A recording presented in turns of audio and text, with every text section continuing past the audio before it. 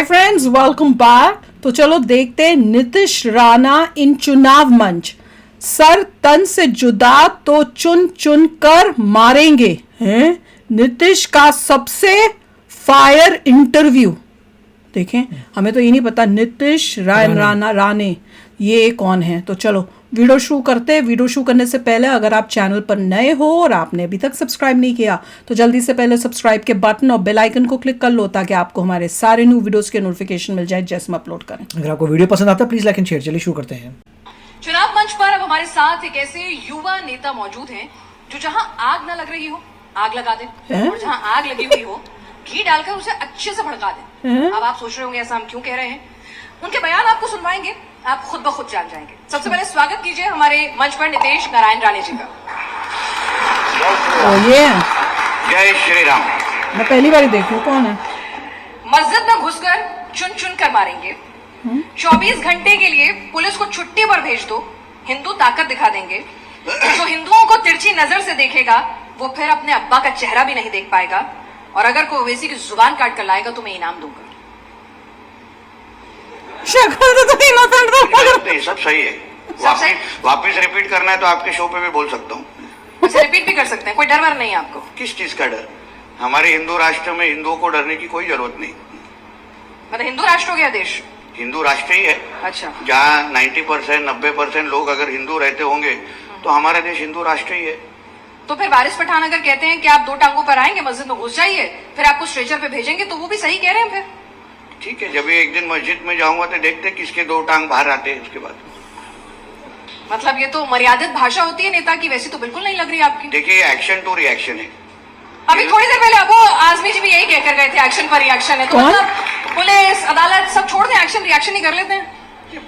Police का काम करेगी, मगर एक हिंदू अगर आप हमारे त्योहारों को हमको मनाने देंगे नहीं, हमारे गणेश चतुर्थी के मिरोनों या प्रोसेशन पे अगर आप पथराव करेंगे, हमारी मूर्तियां तोड़ेंगे, हमको हमारे त्योहार हो, हमारे अलग अलग तरीके से जो हिंदुओं की जो पूजा पाठ हो वो हमको अगर आप करने देंगे नहीं, और उसके सामने आपकी जितनी ईद और मुहर्रम की जो जुलूस निकलते हैं उसके ऊपर अगर किसी भी तरीके का अगर आपको रुकावट नहीं आती, पथराव नहीं आता, तो फिर अगर आप हमको अगर करने देंगे नहीं तो फिर कभी ना कभी आपकी ईद या इस अलग जुलूस को भी कभी कभी तकलीफ देनी पड़ेगी। मुंबई में तो बहुत शानदार गणपति उत्सव होता है और उस जुलूस पर मुस्लिम समाज के लोग जो है पुष्प वर्षा भी करते हैं लालबाग के राजा पर।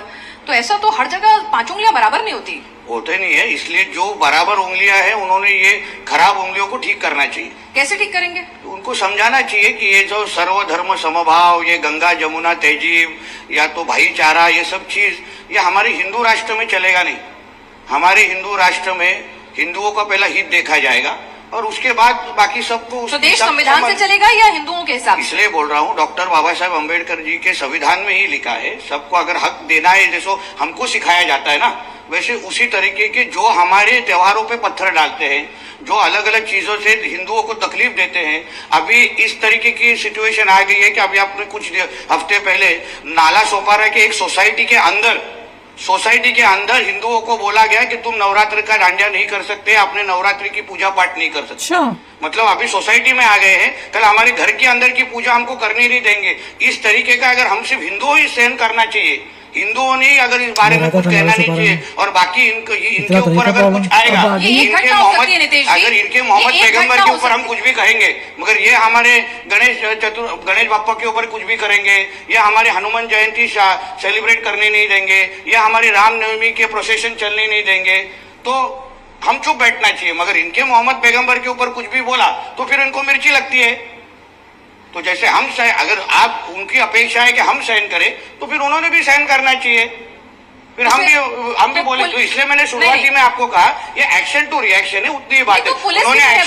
उन्होंने जिस दिन आप उनका एक्शन बंद करेंगे, यहाँ से रिएक्शन आना बंद हो जाएगा। नहीं, आप रिएक्शन क्यों दे रहे हैं? आप पुलिस के पास चले जाइए, सरकार में भी तो कुछ कर नहीं रही, लॉ एंड ऑर्डर मेंटेन कीजिए ना। अच्छा, मेरा तो अभी तक क्यों रुका नहीं है? भरोसा नहीं है अपने ही लोगों पर, अपनी सरकार पर। पुलिस का काम कर रही है, पुलिस वहाँ एक्शन ले रही है, मगर जिस तरीके से मैं बोल रहा हूँ, एक भी जो ईद की और जो मुहर्रम की जुलूस निकलती है, कभी आपने किसी भी हिंदू को उस तरफ गंदी नजर से देखते हुए देखा है क्या? वही तो। कभी उसके ऊपर कभी पथराव का एक भी इंसिडेंट आपने इंडिया टीवी पे चलाया है क्या? अगर हम आपके ईद और अलग अलग जुलूस के ऊपर अगर आपको तकलीफ देते नहीं, अगर हम आपके मस्जिद के तरफ गलत नजर से देखते नहीं, तो आप हमारे मंदिर को और हमारे अलग अलग त्योहारों के ऊपर गंदी नजर से क्यों देखते मतलब आप कह रहे हैं कि देश में मुसलमानों के साथ कहीं भी कोई भी हिंदू मिसबिहेव करता ही नहीं, मॉब लिंचिंग होती ही नहीं है, किसी भी मुसलमान के साथ भेदभाव होता ही नहीं है, किसी भी नहीं बोल रहे हैं। वो करते सारे हैं, बेचारे हम हिंदू करते ही हैं जो मरे जा रहे हैं। देखिए, ये सवाल कभी आप उनको पूछिए, उन्होंने मैंने उनको भी पूछा। कभी शुरुआत कौन कर रहा है, वो पहले बोल भी रहे हैं। मेरे को नीचे बिठाया, थोड़ा और एक कुर्सी उधर लगा देते तो सबको चुप कर देता मैं, क्योंकि ये जो इधर कोई बैठे थे ना, अपने बैठे थे इधर कोई, तो वो बता रहे थे कि मैं जिस स्कूल में पढ़ता था उसमें मैं एक अकेला मुसलमान था, मगर सब हिंदू थे, मैं कितना सुरक्षित था। बराबर है, इतने हिंदुओं के बीच में एक मुसलमान सुरक्षित ही है, मगर मुसलमानों के बीच में एक हिंदू सुरक्षित है क्या, ये सवाल है। तो सुरक्षा की जिम्मेदारी पुलिस को लेनी सवाल है, है। वो सुरक्षित नहीं है, क्योंकि अगर आप पाकिस्तान भाई आप फडणवीस जी को बड़ा पसंद करते हैं, गृह मंत्री हैं, डेप्यूटी सीएम हैं, उनके ऊपर जिम्मेदारी है लॉ एंड ऑर्डर मेंटेन करने की। देखिए, मैं बार बार कह रहा हूँ, जाके शिकायत मैं लगाएं। आपको बार बार कह रहा हूँ, ये राजनीति की बात नहीं है। मैं किसको पसंद करता हूँ नहीं पसंद करता हूँ, ये उसके लिए स्वयंवर का शो नहीं है। मेरा विषय ऐसा है कि आखिर में यहाँ ये मेरे धर्म की बात हो रही है। मैं हिंदू बन के अगर मैं एक भूमिका ले रहा हूँ तो उसमें कुछ गलत होना नहीं चाहिए। मैं अपने धर्म के लिए बात कर रहा हूँ, राजनीति के जगह पे राजनीति करेंगे ना, मगर आज अगर हिंदू बन के अगर हमारे हिंदुओं के देश में अगर इस तरफ कोई मस्ती कर रहा है तो हम एक्शन तो रिएक्शन जरूर देंगे। लेकिन आप एक विधायक भी है ना, तो उससे पहले हिंदू हूँ। अच्छा, उससे पहले हिंदू। मैं विधायक सिर्फ हर 5 साल के लिए रहता हूँ, उसके बाद मेरे लोग मुझे चिन्ह देते हैं, मगर मैं हिंदू तो आपकी सोच ये है कि आप पहले हिंदू और बाद में विधायक, तो सबके साथ सबका विकास कैसे करेंगे जो मोदी जी कहते हैं? ऐसा है ना, मैं विधायक बन के भी हिंदुओं का बात उठा सकता हूँ ना। ऐसा कोई हम जब शपथ लेते ऐसा बोलने नहीं, कहाँ लिखा हुआ नहीं रहता कि आप अपने धर्म की सुरक्षा नहीं कर सकते, दूसरे धर्म से भेदभाव नहीं कर सकते, ऐसा लिखा रहता है। भेदभाव तो नहीं कर धर्मों को आप बोलना चाहिए ना, हिंदुओं को धर्म के साथ भेदभाव मत करो। तो हमको तकलीफ, आप इतना अच्छा शो एक्स मुस्लिम शो चलाते हैं, आप खुद चलाते हैं, तो आप तभी आपके सारे शो हम खुद देते हैं, उसमें आप सवाल सही तरीके से पूछते हैं, मगर आज अलग सवाल नहीं, आज भी वही सवाल पूछ रही हूँ मैं, दोनों तरफ से बराबर सवाल पूछती हूँ। कुछ नहीं बराबर। अच्छा चलिए, आपके नेताओं को, आप ही की पार्टी के नेताओं सवाल ही टॉपिक ही चेंज हो को, अजीत दादा को आपके बयान पसंद नहीं आते हैं, बहुत नाराज रहते हैं। ठीक है, वो शिकायत कर देंगे आपकी। उनका सवाल है। देखिए, अजीत दादा हमारे राज्य के बड़े नेता है, उन्होंने अपने पार्टी की कैसी आइडियोलॉजी चलाना चाहिए वो उनकी बात है। हमारी भूमिका स्पष्ट है, हिंदुत्व पे कोई भी कॉम्प्रोमाइज हम करेंगे नहीं, हम इसलिए हमारे हिसाब से हम चल रहे हैं। लेकिन जब आप अजीत पवार को जो कहते हैं कि मैं सेकुलरिज्म से कॉम्प्रोमाइज नहीं करूंगा, 10% सीटें जो हैं वो मुसलमानों को दूंगा, तो जब आप उनको अपने साथ लाते हैं तो कहीं ना कहीं आइडियोलॉजी से कॉम्प्रोमाइज तो आपने भी किया ना? नहीं, हम हमारे आइडियोलॉजी के साथ चल रहे हैं। कॉम्प्रोमाइज उनको सोचना है कि करना है कि नहीं, अगर वो करना नहीं चाहते तो हमारे वरिष्ठ उनके साथ बात कर लेंगे, वो मेरा विषय नहीं है उनको समझाना नहीं समझाना। मैं अपने हिंदुत्व की बात कर रहा हूं। आप तो उनको भी धमका रहे हैं, कह रहे हैं जाके शिकायत करनी हो कर दो, मुझे कोई दिक्कत नहीं। अभी मेरे हर चीज अगर आपको धमकाना लगता रहेगा मैं तो बता बात करना मुश्किल हो जाएगा। नहीं, मैं आपको बता देती हूँ, आप कहते हैं अजीत पवार को जिससे शिकायत करनी है कर ले, ये आप ही का बयान है ना? इसमें कुछ गलत नहीं है, मैं उन्होंने वही बोला कि आपको जहां बात करना है आप बात कीजिए, हिंदुत्व ये विषय पे कोई कॉम्प्रोमाइज नहीं होगा, बात खत्म। उनको जहां बोलना है उन्होंने बोल दिया है, तो भी अगर मेरी जबान रुक नहीं रही है, मतलब आप समझ जाना चाहिए तो क्या जवाब आएगा। पीछे ऐसा तो नहीं है कि आपको डर नहीं लगता कि भाई क्या है, स्टेट में भी मेरी ही सरकार है, दिल्ली में भी हमारी सरकार है, डबल इंजन प्रोटेक्शन है? वापिस बोल रहा हूँ, ये कोई राजनीति की बात नहीं है। मेरे धर्म के बारे में अगर कोई गंदी नजर से देखेगा तो बोलने का अधिकार मुझे भी है, आपको भी, और यहाँ बैठे हुए हर एक हिंदू को है। लेकिन अगर हर आदमी, नितेश जी, अपने हाथ में अपने हिसाब से एक्शन का रिएक्शन देने लग जाएगा तो भीड़ तंत्र हो जाएगा। इसीलिए अदालतें हैं, इसीलिए पुलिस स्टेशन हैं, इसीलिए हमारा संविधान है, गाइडलाइंस हैं। तो इसीलिए जो आप बहुत अच्छी तरह से मुझे समझाने की कोशिश कर रहे हैं, कभी तो उनको सबको साथ में बुलाइए जो सर तन से जुदा के नारे हमारे राज्य में देते हैं, जो पाकिस्तान के झंडे सब जगह लहराते हैं, पाकिस्तान जिंदाबाद बोलते हैं, अल्लाह अकबर के जोर जोर से नारे देते, उनको आप पैलेस्टाइन के झंडे यहाँ दिखाएंगे तो आप उनको जरा जाके समझाइए, जिस दिन वो बंद हो जाएगा ये बंद हो जाएगा। क्या आपको ये भूमिका दी गई है? हाँ, क्या आपकी पार्टी की तरफ से आपको ये भूमिका दी गई है? तो हमारी आप फायर ब्रांड जो बोलिए, आपको पूरी बैकिंग है।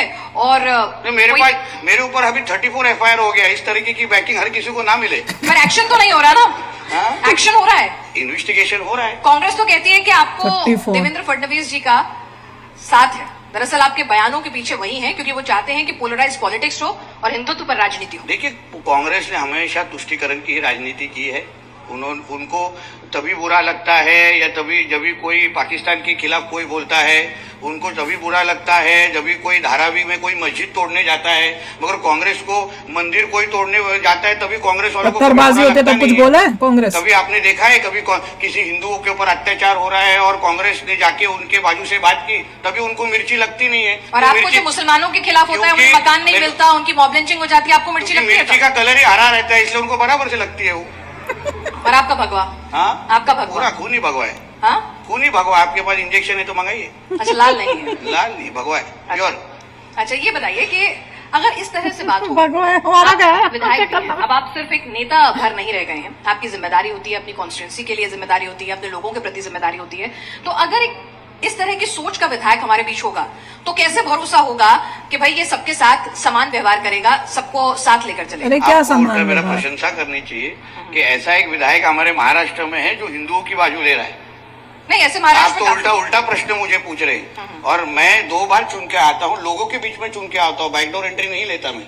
2014-19 में मैं लोगों के बीच में और अभी भी मेरे यहाँ के मैं वापस एक बार चुनाव लड़ रहा हूँ, उससे डबल मेजोरिटी से मैं वापस 23 नवंबर को चुन के आऊंगा। इसलिए विधायक होऊंगा तो 30 नवंबर मेरे को है। मतदारों को पसंद है कि मैं हिंदुओं की तरफ से बात करता हूँ, इसलिए वो मेरे को अच्छी तरह से वोटिंग करते हैं और अच्छी तरह से मुझे पहचानते हैं। यानी कि- इसलिए विधायक होऊंगा तो भी मैं महाराष्ट्र का विधायक हूँ, देश हिंदुस्तान में एक विधायक हूँ, जो देश हिंदू राष्ट्र है। इसलिए अगर मैं हिंदुओं की तरफ से बात करता रहूंगा तो कोई तकलीफ नहीं है। मैं कोई पाकिस्तान के असेंबली में बैठ के मैं हिंदुओं की बात नहीं कर रहा हूँ, जो इस्लाम राष्ट्र है। मैं हिंदू राष्ट्र में बैठ के अगर हिंदुओं की बात करता रहूंगा तो मुझे नहीं लगता कुछ गलत है। चलिए, हिंदू राष्ट्र है आपके मुताबिक, देश सेकुलर नहीं है? आप नहीं, छोड़ के तो बाकी आपसे सबको पूछ रही हिंदू हूँ। राष्ट्र ही लगता है। हम्म? आप अकेले छोड़ के बाकी सबको हिंदू राष्ट्र ही लगता है। अच्छा, और संविधान के हिसाब से कौन सा राष्ट्र है? संविधान के हिसाब से? संविधान के हिसाब से भी हिंदू राष्ट्र है। हमारे देश अच्छा, में जहाँ 90% लोग हिंदू रहते हैं मैडम, हाँ। वो उसको हिंदू राष्ट्र ही बोलना चाहिए। जहाँ इस्लाम मानने वाले लोग जहाँ ज्यादा है, पाकिस्तान जैसे, वहाँ इस्लामिक राष्ट्र उसको बोलते हैं। कहीं कैथलिक राष्ट्र है जहाँ सेकुलरिज्म से कोई वास्ता आपका? देखिए ऐसा है, सेक्युलरिज्म का ये जो झंडा है ना, ये अपने हिसाब से लहराया जाता है। जब भी इनको गंगा जमुना तहजीब याद आ जाती है, जब भी इनको सर्वधर्म समभाव याद आ जाता है। मगर मैं बार बार वही कह रहा हूँ, जो नियम मुसलमान समाज को लगता है वही वक्फ नियम बोर्ड अगर कैसे समाज को सेकुलरिज्म में आ गया भाई? तो इसमें ये पूछा सारी गया? चीज आपको दिखेंगे ही नहीं। नहीं, अभी अभी काजमी जी आए हुए थे तो वो ये बोल रहे थे, अबू आजम काजमी साहब, उन्होंने कहा कि भाई जैसे आपने कहा एक्शन का रिएक्शन है, उन्होंने भी यही बात दोहराई। उन्होंने कहा कि अगर मस्जिद के बाहर आप पटाखे फोड़ोगे, जय श्री राम के नारे लगाओगे जब नमाज हो रही हो, अजान हो रही हो, तो भाई किसी की भी भावना आहत होगी। अच्छा, वहाँ क्यों से भाई? चलना भी उनका एक्शन का रिएक्शन है। तो आप मैं मैंने उनको भी सही नहीं ठहराया, पहले बता दूं। जवाब दो, आप सुन के लेंगे, पूरा जवाब सुन के ठीक, लेंगे। चलिए, पूरा। ओके, देखिए, सुनिए मेरी बात। विषय ऐसा है, पहले तो एक्शन, वो मस्जिद की बात क्यों कही गई? जब भी हमारे परम पूज्य महंत रामगिरी महाराज जी ने मोहम्मद पैगंबर के बारे में कुछ कहा, उनके बारे में जो उनके इस्लाम के पुस्तक में लिखा है, जो आपकी एक्स मुस्लिम में भी आपने सुना है, जो साहिल नाम के जो एक्स मुस्लिम जिनके आप हमेशा इंटरव्यू लेते हैं, आपके बारे में बात करते हैं। मैं को रेफरेंस दे रहा हूँ ना, तब आपको और अच्छी तरह से समझ में आ जाएगा। तो मेरा मुद्दा ऐसा है कि जो ऑलरेडी इस्लाम की पुस्तकों में लिखा है वही हमारे रामगिरी महाराज ने कहा, कुछ अलग कहा नहीं है। अगर फिर उसके बाद उनके ऊपर FIR हो गई, मैं बोलता हूँ इन्वेस्टिगेशन शुरू है, हो जाएगा उनके ऊपर। अगर उन्होंने कुछ गलत कहा होगा तो, मुझे नहीं लगता गलत कहा है, मगर गलत कहा होगा तो उनको जरूर अरेस्ट भी हो जाएगी एक दिन। मगर उनके लिए सब लोग पूना कलेक्टर ऑफिस के बाहर जमा हो जाते हैं, 500-600 मुस्लिम समाज के लोग, और फिर वहां सर तन से जुदा के नारे देने लगते हैं, रामगिरी महाराज का फोटो लहरा के। फिर उनका कोई भी उनका अगर व्हाट्सएप स्टेटस लगाता है तो फिर उसको घर पे अंदर जाके मारने के बहुत सारी घटनाएं हमारे महाराष्ट्र में हुई है। तो फिर ये भी तो गलत है। तो अगर हमारे महाराज, हमारे महंत, हमारे संतों को इस तरीके से मारने की बात करेंगे तो हम भी कुछ तो दो गलत मिलके एक सही को बना नहीं सकते ना। परमिशन पहले लिया, पूरा सुनेंगे कि नहीं? ऐसा है तो मेरा इसलिए बोलना, अगर सर तन से जुदा का अगर आप नारा देंगे तो हम भी चुन चुन के मारेंगे बोलेंगे। आप फिर सर तन से जुदा का नारा बंद कर दो, इधर दे दो आपके पाकिस्तान में, कोई प्रॉब्लम नहीं है। इधर नहीं देना है, इधर देना नहीं है। अगर आप देंगे तो एक्शन टू रिएक्शन जरूर होगा, इतनी सीधी सरल बात है। चलिए, तो एक्शन टू रिएक्शन होगा, लेकिन न पुलिस होगी, न कोर्ट होगा, न लॉ एंड ऑर्डर के हिसाब से काम होगा। बहरहाल नितेश जी, आपके लॉ एंड ऑर्डर हिंदुओं के लिए ये भी कहते हैं आपके कि आपकी उपलब्धि है नारायण राणे के पुत्र होना और एक टूल किट के हिसाब से, हिंदुत्ववादी टूल किट के हिसाब से अपने लिए वोट बटोरना। ठीक है, मैं राणे सिंह का पुत्र हूँ, इसमें कुछ गलत बात नहीं है। मैं 2 बार लोगों के बीच में चुन के आया हूँ, लोग मेरे मतदार मुझे चुन के देते हैं। अगर राणे साहब के बेटे को वो पसंद नहीं करते तो मुझे गिरा सकते हैं, उनको लोग मुझे डेमोक्रेसी में उनको उतना उनको अधिकार मिल जाता है, तो उसमें कुछ गलत बात जो टूल किट विल किट ये तो ठीक है। हमारे जो विपक्ष है उनको कुछ तो कार्यक्रम चाहिए ना हाथ में, बेचारे सब बेरोजगार है तो उनको कुछ ना कुछ हाथ में मिलना चाहिए, इसलिए बात करते रहते, कोई तकलीफ नहीं, उनका भी दुकान चलना चाहिए। अच्छा, चलिए अब आपके कुछ और बयान पे आ जाते हैं। आप कहते हैं केवल हिंदू से ही व्यापारिक लेन देन करें, आपने कहा है ऐसा? केवल हिंदुओं से ही, हिंदू जो है व्यापारिक लेन देन करें। आप मेरे स्टेटमेंट के पीछे का थोड़ा अभ्यास कीजिए, स्टडी कीजिए। बहुत सारे ऐसा सिचुएशन है जहां जहां मुस्लिम समाज के जो जिहादी मुसलमान, मैं कहूंगा सारे मुसलमान, कई राष्ट्रभक्त मुसलमान भी हमारे देश में रहते हैं, जो अपने ये देश को हमारा देश मानते हैं, वो हमारे मुसलमान है।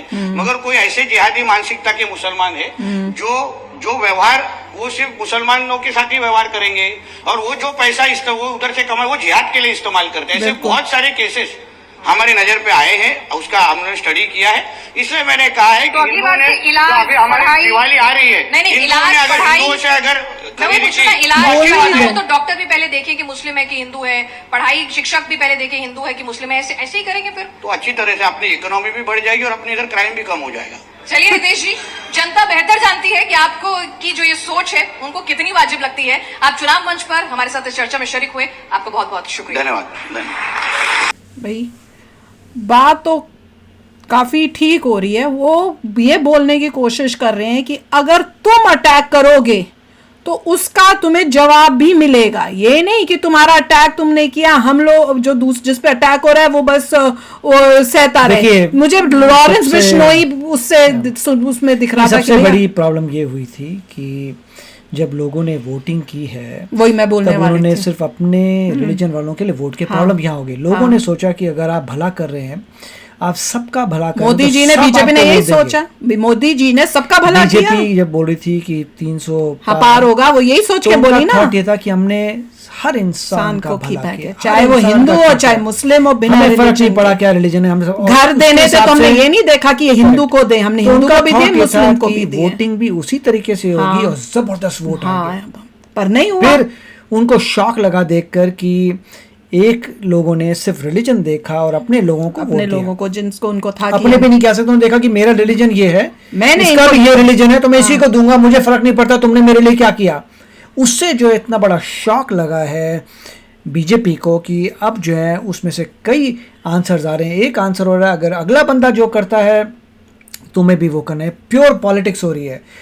जैसे हेमंता विश्वास ने बोला नहीं था, उन्होंने तो क्लियर कर दिया था तो कि मेरे को मांगनी नहीं से वोट, ये तो देते ही नहीं है। जिन लोगों को एहसास हो गया था कि एक बंदे जो हैं वो रिलीजन देख के सिर्फ वोट कर रहे हैं, तो दूसरी तरफ उन्होंने बोला फिर मैं वही करता हूँ, अपने लोगों से ही अपने वोट मांगता हूँ, तुम देते ही नहीं हो तुमने। और सेम विश्वास शर्मा जी ने भी एग्जैक्टली यही कहा था कि मैं तुमसे वोट मांगता नहीं हूँ क्योंकि तुम देते नहीं हो। नहीं, तुमने तो that is what is happening.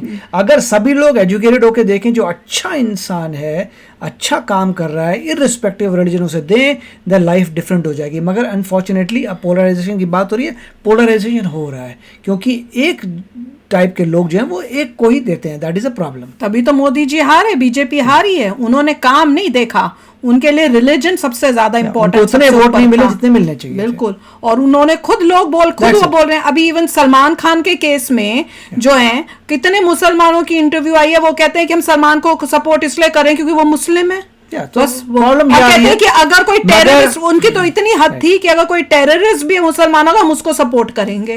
तो वो ये कह रहे हैं, देखिए मैं वही कह रहा हूं, तो ये कह रहे हैं कि एक अच्छे देशभक्त मुस्लिम्स भी हैं, उन्होंने कहा वो इंडियन है, जो अनपढ़ रह गए हैं, जिहादी मुस्लिम्स है, वो हमारे लिए खतरे हैं, वो उनके बारे में ये बात कर रहे हैं। अनपढ़ लोग हैं, अनपढ़ लोग जो हैं वो प्रॉब्लम्स क्रिएट कर रहे हैं। अगर गवर्नमेंट को वाकई प्रॉब्लम सॉल्व करनी है, एजुकेशन सही करिए जिससे लोग उस तरीके से ना करे कार्य। वही तो है, और काफी अच्छा इन्होंने बोला है, और बात ठीक है कि अगर आप कुछ करोगे, अगर आपको स्टैक के लीडर्स बहुत सारे लगेंगे क्योंकि वोटिंग की वजह से ये रिजल्ट आ रहा है उसका। अब तो सब ऐसे ही बोलेंगे, जब सबका साथ सबका विकास करने को कहीं पर भी दूसरी कंट्रीज में जब बोलते हैं राइट वर्सेस लेफ्ट, जो एक कैटेगरी राइट, वो इसीलिए है क्योंकि वो लोगों को देखा है कि ये सारे के सारे लेफ्ट जाते हैं, ये सारे राइट जाते हैं। जैसे राइट लेफ्ट हो रहा है, वैसे यहाँ रिलीजन की पॉलिटिक्स भी आ रही है। नहीं, और साथ में वहां पे तो सरतन से जुदा जो बोलते रहते हैं, तो वो तो कर देते हैं, और अब फिर एक्सपेक्ट करते हो कि हिंदू क्या है, लॉ एंड ऑर्डर कोर्ट के धक्के खाते रहे, कोर्ट कब कब कुछ उसका देता है वो तो सबने देख लिया कितना टाइम लगाता है, क्या करता है। दूसरा ये थॉट उन लोगों का कि रिलीजन उनका सबसे फर्स्ट आता है, उसके बाद और सारी चीजें आती हैं। वही तो इसका मतलब अगर कोई पाकिस्तान का बंदा भी रिलीजन मैच करता है उनसे तो वो नंबर 1 प्रायोरिटी है, देन योर ओन देश। अपना हिंदुस्तान तो major collapse of education system है, मेजर कोलैप्स। एग्जैक्टली। तो चलो यार, मजेदार इंटरव्यू था, काफी तगड़े आंसर्स दिए इन्होंने। आप भी शेयर करना अपने थॉट्स। चलते हैं, मिलेंगे नेक्स्ट वीडियो में बहुत ही जल्द। Till then take care and bye bye. तो अगर आप मेरे इस चैनल पे नए हो तो जल्दी से सब्सक्राइब के बटन को हिट करो और बेल आइकन को क्लिक करो ताकि आपको मेरा जब नया वीडियो मैं लगाऊं आपको उसके बारे में जल्दी से पता चल जाए।